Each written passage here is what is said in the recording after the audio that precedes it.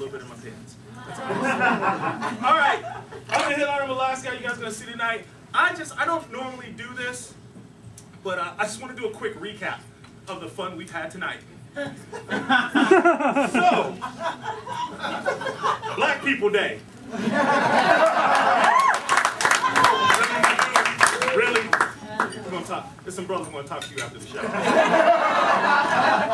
We revoking your pass.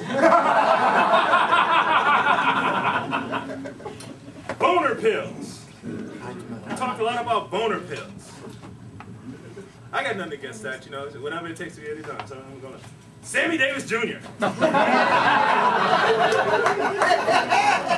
can't say anything about John because first of all, I thought that shit was hilarious, and second, I kind of told him to do it.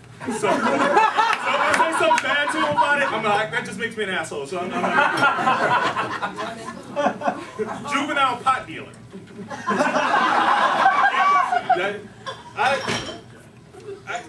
You know what? That would really make me reevaluate my life if I bought pot from him.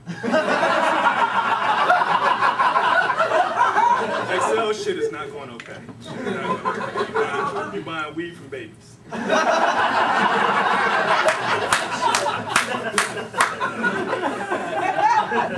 It's going to make me reevaluate after I buy the pot. See me after the show. Then we had a mine. Funny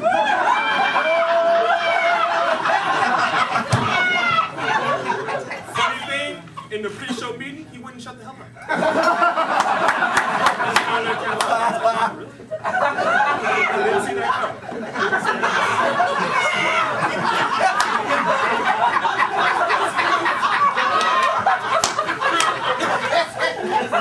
Shit is funny to me. So, if I pause and laugh, it's because the shit's funny to me too.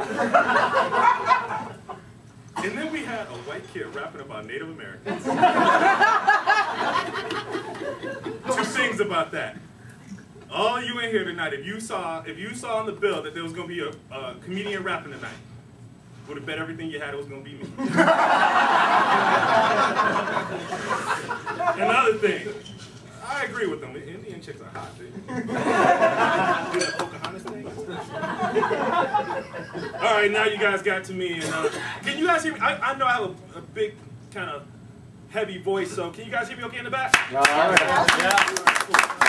See, that's a little breach of protocol for me, because I usually don't interact with the crowd like that. I don't, you know, comics come up here and go, how you guys doing? I don't do that. I don't give a shit. I really don't. I could care less. I don't want to hear about your stuff. And let's keep it real. Y'all don't care about me. And it would be weird. It would be weird if like I came up here and I'm like, hey, how's everybody doing? And it's like, hey. And some dude in the back was like, not doing really well, XL. What am I supposed to do? Turn into Maury? Tell us about it. For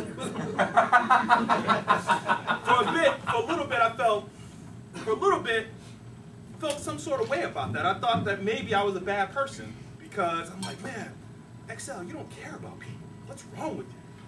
And I started like kind of observing people. Part of being a comedian, you have to observe how people interact. None of you guys care about it. You guys don't care about me. You know, this table doesn't give a shit about that table. Wait, you guys right here. Do you guys know that table? You know them? So they're your cousins? So, okay, you care about them. But that table right there, they can die tonight. You know, seriously. And you know, I'll prove it to you. You know how you see people like that guy who works maybe a couple cubicles over from you at work, and you pass him all the time? Maybe if you're in school or something, you see somebody in the study hall, you pass them all the time. You just go, hey, what's up? The most you want to hear back from them? Not much, how about you? And keep it moving. It would terrify you. You would be filled with dread. If like one day you're like, hey Jim, how you doing? Well, I got caught cheating with the Filipino chick next door. My wife left me. She took the kids, kicked me out of the house. I've been eating TV dinners and sleeping in the Motel 6 for the past 2 weeks. think I'm addicted to Asian porn. I might lose my job because I'm starting to stink. I don't have to change of clothes. I'm really on the edge. All right, Jim's next talking to you, man. I gotta go. Like, you don't want to hear any of that. You don't care. You don't know Jim. Jim's not in your circle. He's not part of your table or your cousin's table. You don't care. And for a brief moment, I thought maybe, I said maybe women are slightly different than guys. Because guys, if guys, that same conversation goes on, you can see the look on the guy's face. He's just like, please, somebody else come, let me get out of this. Like I gotta get away from this, I gotta dodge. But women, they'll nod their head and they'll listen. Really? Right. Really? Y'all don't give a shit about Jim. Y'all just cataloging, so when y'all go talk to y'all girlfriends, y'all can gossip about all the dumb shit Jim just did. Girl, I just talked to Jim. You know that little tramp that lives next door? Yeah, the little Asian chick. I know he said she's Filipino. I thought she was Chinese. Anyway, Jennifer left him, took the kids, took the house. His ass is living in Motel 6. He says he's addicted to Asian porn. I think it's crank. And you can repeat that shit for like 18 months. If you run across anybody in the next 18 months to 2 years that knows Jim, you can repeat that verbatim. A dude, the exact same scenario. 5 seconds later, Jim finishes. All right, Jim, I'm out. Hey, dude, I just saw you talking to Jim. What the hell is that about? I have no idea.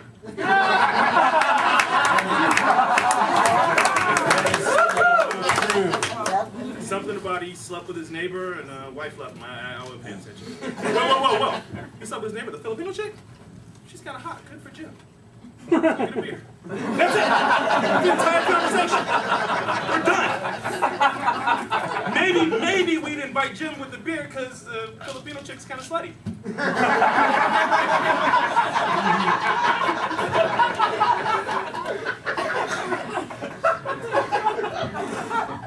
I also noticed that we as people, we inadvertently say rude stuff to each other all the time.